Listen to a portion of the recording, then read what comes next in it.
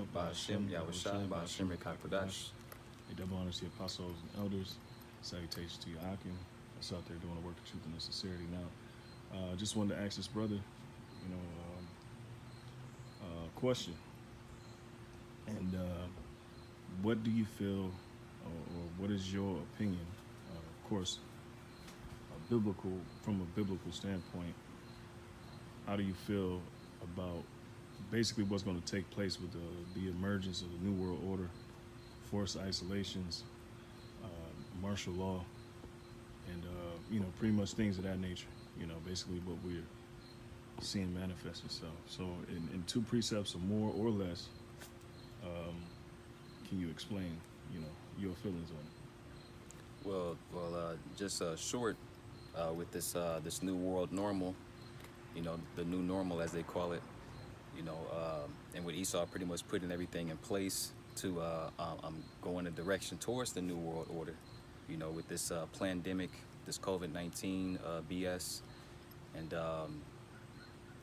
with all these other things like the Black Lives Matter, these riots and things of that nature, heading towards martial law, which they already started off in what is that, China, and Australia also. These are just things that are shortly to come to America. And Esau is not slick. The scriptures say in Revelation 13, everything's moving towards that mark of the beast. And he wants to get everything and everyone under his full control. But this is the book of Psalms, chapter 55, verse 21, and it reads, "The words of his mouth were smoother than butter, but war was in his heart.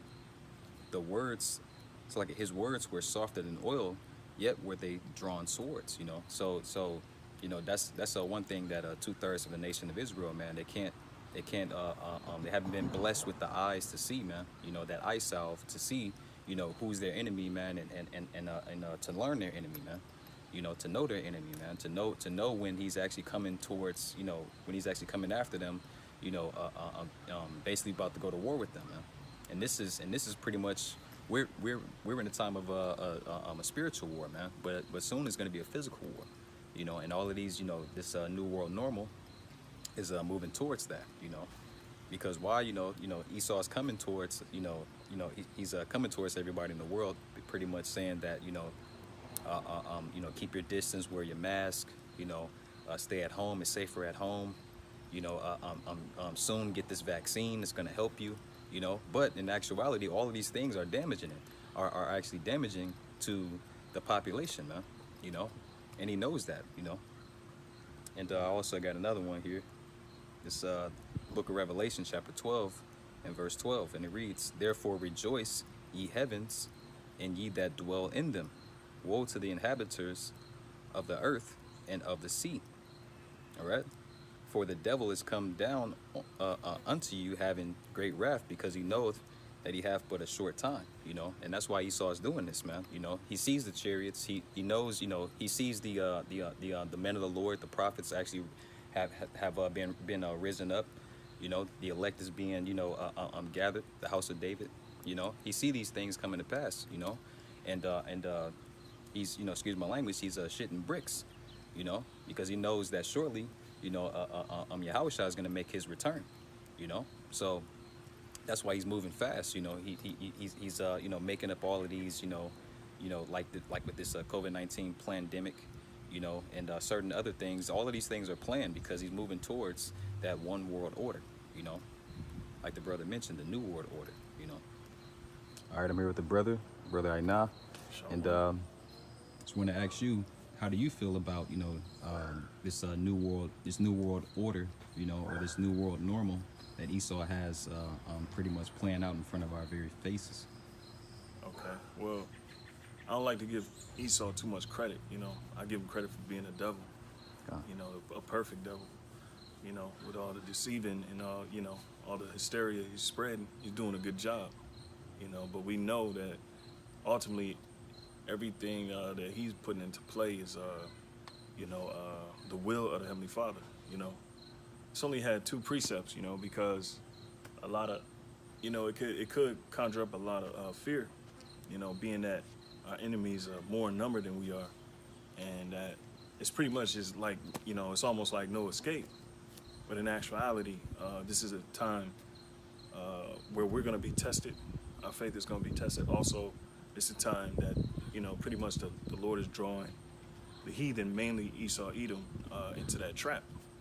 You know, and so these times that's coming up, I honestly, truly believe that it's honestly for the wicked, and the righteous are going to scarcely make it out, you know.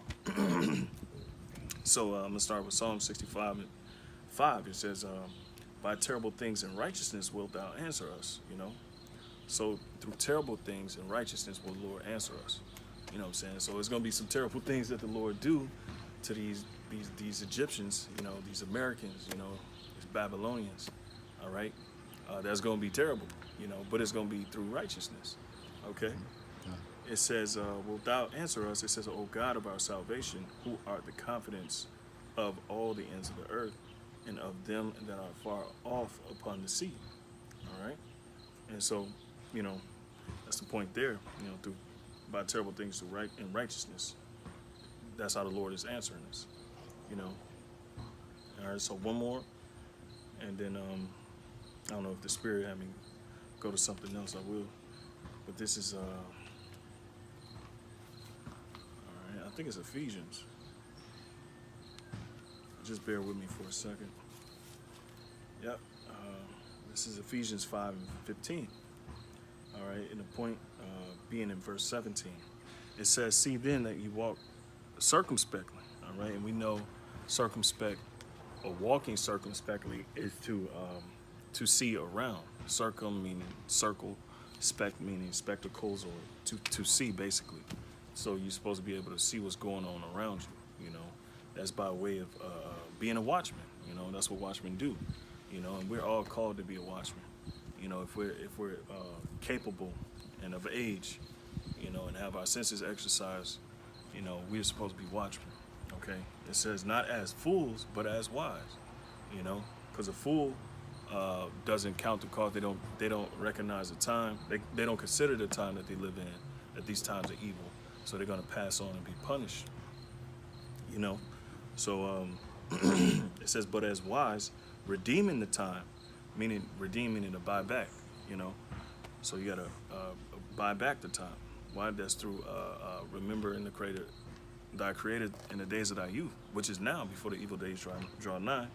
It says, because the days are evil. So redeeming the time because the days are evil, all right?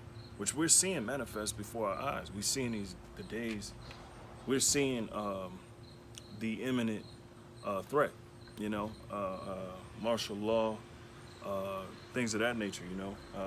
Martial law, forced quarantine, forced isolations, you know. They want you to breathe with masks and all this other stuff, you know.